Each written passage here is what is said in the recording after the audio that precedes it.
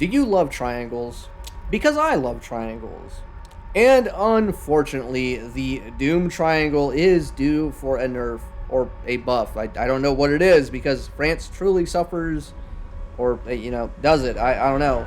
I'm your host, Avian Salamander, and this is History Channel's Dog Foots. Now, it is to be said that there are some flight models that are getting some changes in the next patch. Everyone is throwing a conniption fit about Gaijin changing the MiG-23 ML and blaming Gaijin for that. And oopsie, that's it might actually be my fault because I was asking the right dude who made the bug report and said, but do you really believe that the MiG-23 ML is, like, I don't know, the best Soviet rate fighter of all time? And it turns out my intuition appears to have been correct. But that is neither here nor there. I'll make my reaction video to the 23 nerf whenever, like, actually happens, because, spoiler alert, trademark, it doesn't look like it's going to be all that much, but, I mean, there's always, like, follow-on effects to things that happen, so let's find out. Instead, I want to annoy people and slay another person's sacred cow, namely that the idea that the winner of any dogfight can be determined by going to the Rider 2 charts, the scumbag who reported that MiG-23 ML is overperforming, and reading off of speed in degrees per second, and just assuming that, nah, I'd win. So, there's an argument that's been going on for, I don't know, basically forever, and this is going to be one of those really, really dumb 1 versus 1 videos, but unlike most of the 1 versus 1 videos, I'm not just picking some random dude from my server and then just drawing conclusions from the results. Instead, this is actually the cumulative results of what amounts to, like, pseudo-research. It's not really research, it's just me playing a video game. And I'm not going to show all of them, because do you want to watch 7 to 8 hours of Mirage 2000 versus, like, everything in the game? Because that would be very, very long. And I can't do 6 hours of commentary, boys.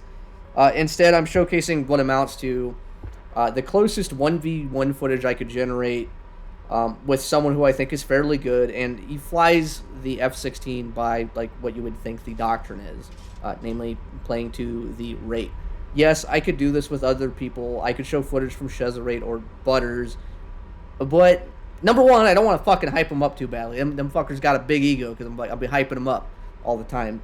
But also, they don't necessarily fly according to the doctrine of the plane, or what you would think it would be, because both of them are likely to just disable their AOA limiter, go to manual controls, and just full send it in the fucking second turn after losing the first duel. Because, I mean, that's what the F-16 is capable of, the F-16C and the F-16A. You just disable the AOA limiter, and you don't compete with the Mirage 2000 in terms of energy retention, but if you have enough speed, it just kind of doesn't matter. Now, with that being said, who are we dueling? We are dueling the Sky King, the guy who's named after my hero, the guy who stole the plane from the Seattle airport and just decided, I want to fly, and they smashed it in the ground, which is pretty sad. So we got the end of the first duel here, and we did some rating, we did some cutting the radiusing and all the good stuff. And the end result is, yes, he hits. Yes, I am losing. No, I am not going to win. But that was a head-on. This is also that's a pure head-on.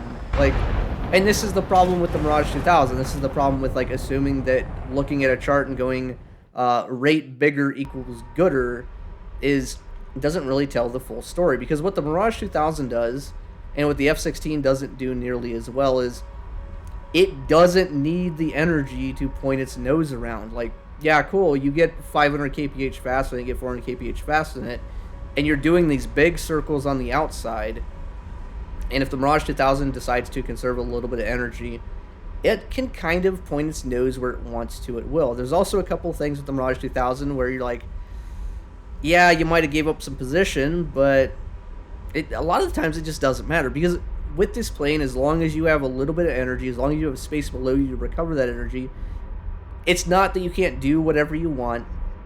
It's that you can make the fight a lot more annoying than it looks on paper. Because on paper, the F-16 and the same fuel load has a pretty substantial rate advantage. This is also the same thing with the F-14. I've had so goddamn fucking many F-14 fans look at that chart look at the Rider 2 chart and go, oh, yes, I can do 26 degrees per second at very high speed with something like the F-14A, and, like, I could win. And it's like, can you? Please show me how to do it, because when I do these, I'm not limiting myself to guns only, because in a random match, you're not gonna fight guns only. In Sim, if you fight guns only, keeping your distance is a pretty reliable thing to do, because it's really hard to see below the nose, and sometimes you just don't see below it, and you just kind of fire some hopium shots, and you don't have the rail gun that is the Vulcan, but even then, sometimes you still hit. So even though he is technically outrating me, what I'm doing is I'm basically cutting off his turn circle, cutting his radius, and I'm playing the slow game better than he can. And if he tries to play the slow game at the same time as I do, he's going to lose at it. And it means that fighting the Mirage 2000 in its current flight performance is kind of ass. Like, it's actually really, really annoying to actually try to figure this out, because I've dueled Sky King before. I have the video footage on, like, a hard drive somewhere, but if I showed the first one, you guys would just conclude, like, oh, yeah, it's not even close. And it's like, no, it can be, but I think he had to go on the anime character training arc, and I had to go, like, on vacation and go get drunk for, like, a week and a half to make this, like, pretty close. And I think this is pretty indicative of what the plane's going to do. Would I say that the Mirage 2000 is overall better than the F-16C? In EC, no, because the radar and all the missiles and whatnot. But in a dogfight, I think on a good day, we can say that they are evenly matched. I would argue that on most days, if you're really good, I would favor the Mirage 2000 over the F-16C. Like, I just think mastering the F-16C, doing the things that it can theoretically do, is a lot harder than just ooga booga pulling with the Mirage 2000 and making the other guy make a mistake. Like, we go down here, he gets a gunshot, and we see that we kind of ran out of energy, but he didn't actually get the gunshot. He had to kind of, like, extend away, and we gave him the space to shoot a 9M, and because it's side aspect, it still hits. Like, and that's also a thing of IRCCM missiles. Like, that's not me complaining, that's just me going, these are the realities of the game. At the same time, we shoot a Magic 2 here, and getting around this Magic 2 aspect with the way that it pulls now can be really hard, because what happens is if it grabs onto your plane, if it shrinks the seeker head size soon enough, it just kind of hits you, and you're going to see a lot of that later in the video. So not only does he have to time, like, his turn rate appropriately to just out-turn me, he has to basically time the angle as well to it more or less not show, like, direct afterburner to the missile, because on paper the R-73 and the Magic 2 have the same IRCCM, like, capabilities of, like, the trigger head shrinks, but because the Magic 2, like, accelerates a lot faster off of the rails, it's gonna close the distance to the point where you can't really flare it a little bit sooner. So it means that effectively, let's say that the R-73 has a 1 second reaction time before you start to flare, versus a so 1 second versus, like, 3/4 of a second. It's a noticeable difference. Now he wins again, and we got 3 wins on the board here, I think, and we're going F-16C is good, but we need to understand something. We're gonna do the donut of dumb. This is our new NFT to explain what the hell is happening here. So basically, the difference between the Mirage 2000 and the F-16C, and basically everything American, is, like, if you do this big black outside circle, you can rate better than the Mirage 2000. At the same time, the Mirage 2000 can play this inner red circle here, and it's not going to rate as good as you, but it's going to make a much, much, much, much stupidly smaller radius. And it's going to rate good enough that the advantages become, they're not immaterial, but utilizing them is extremely hard. Because what happens is the guy that's on the inner circle, the red circle, can always extend to the outer circle, and as you extend to the outer circle, you build up speed, and it means if you build up speed, you can then turn in again.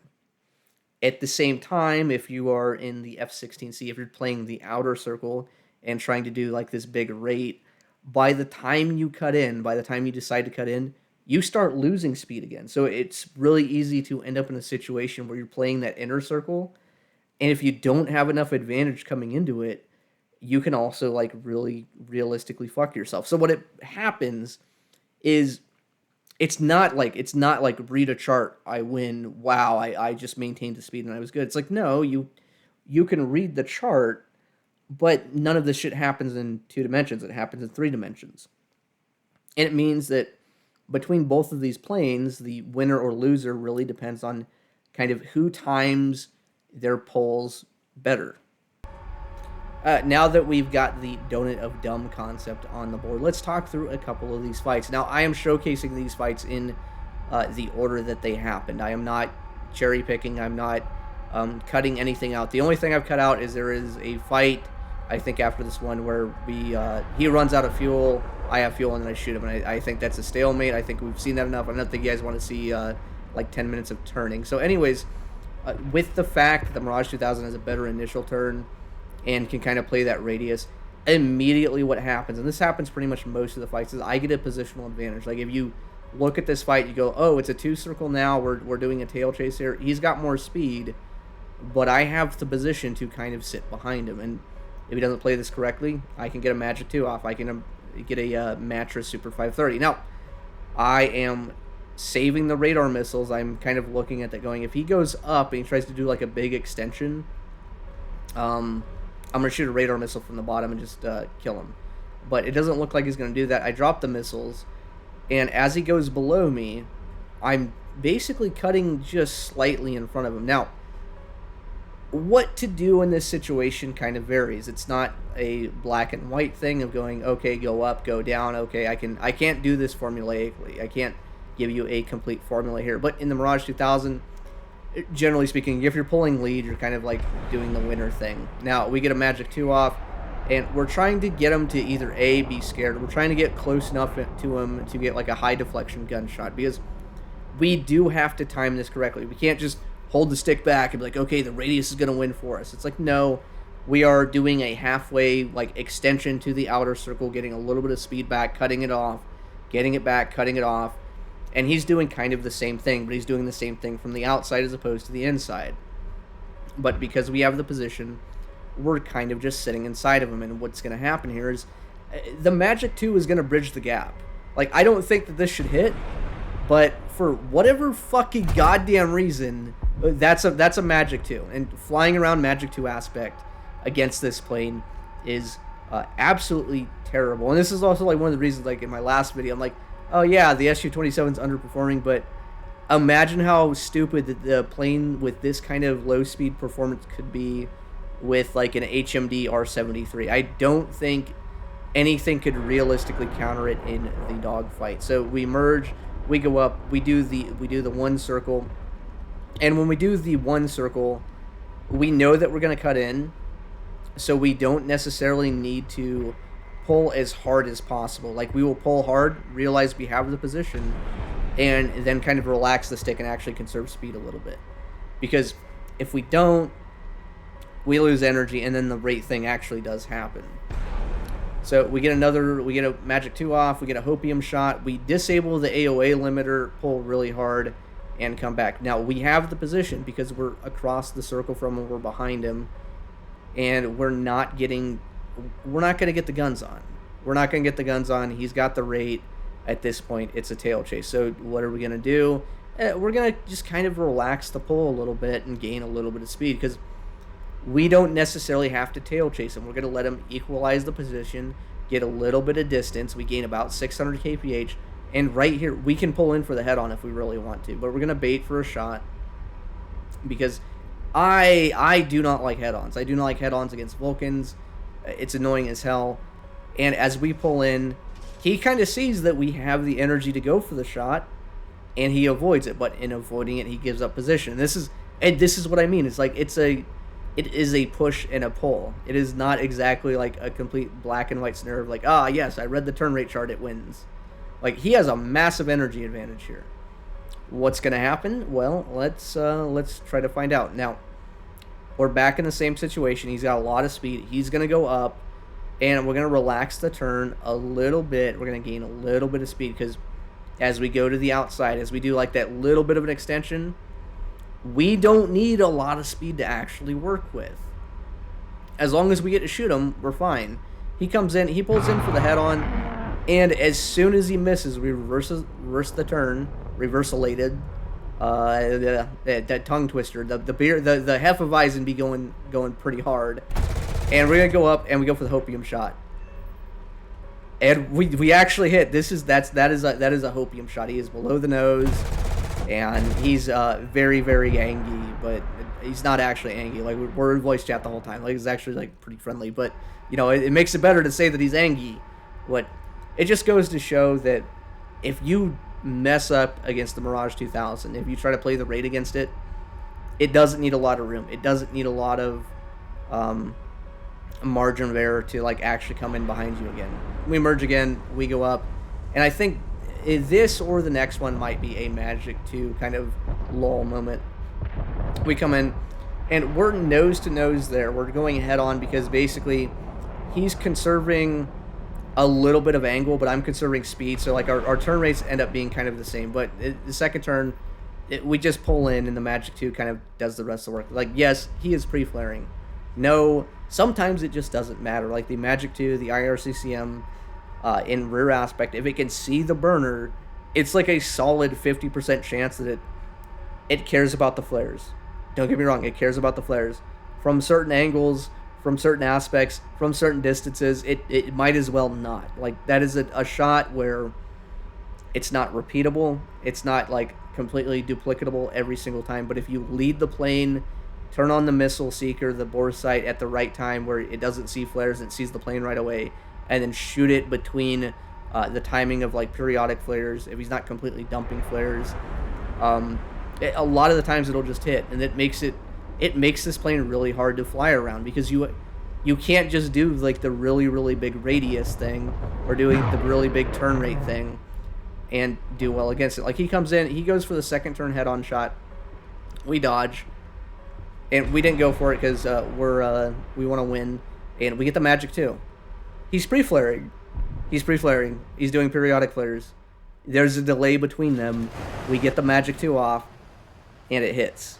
And the thing is, it's not saying that the F-16C is worse or that he couldn't play this better. It means that the level of him doing better, the level of him like learning the margin of error against this plane is it's really, really small. And the thing that I do that's dirty is I don't necessarily do the same strategy every single time. Sometimes I'll merge a little bit slower, sometimes a little faster. Sometimes I'm looking for the aspect of being slightly above, because like I know that his long-term game is to have an energy advantage, and if I have an energy advantage on him, it makes it a lot easier for me to come down against him, close that distance, and actually get a gunshot. Anyways, that's more or less the video. Anything past that last dogfight is basically bonus content, because like this is one that's just going to go on forever. I want to miss a lot. It doesn't look very good, but I mean that is the thing that happens in the video game. We are not necessarily opening every time like a Pier 1 circle or a Pier 2 circle opening. Like it always changes. I always kind of look at what the other plane is doing. But I hope that you guys have learned a thing about rate versus radius. I hope you guys can look at the video and go, hey, I understand the point that is being made. I understand that Mirage 2000 versus anything in its current flight model is can be kind of a pain in the ass, especially in like full sim controls, because one of the AirRB players, and AirRB, the Mirage 2000 at low speed is kind of it's tuned for energy retention and not tuned for ooga booga pulling, so you don't necessarily get the same experience. At the same time, I needed this video to be out there because the next thing I'm going to say is going to be super duper controversial. It's going to be a wow. We're going to probably talk about the Gripen again, possibly. At least I have a blueprint for it, but I want you guys to be prepped for the idea that looking at just the turn rate of everything is not the end-all be-all of like whether or not it can dogfight. There are a lot more factors that come into determining whether or not a plane is good and how and when to counter it. Anyways, that's the video. Enjoy watching me run out of fuel and not fucking hit anything because my aim's bad and I'm drunk.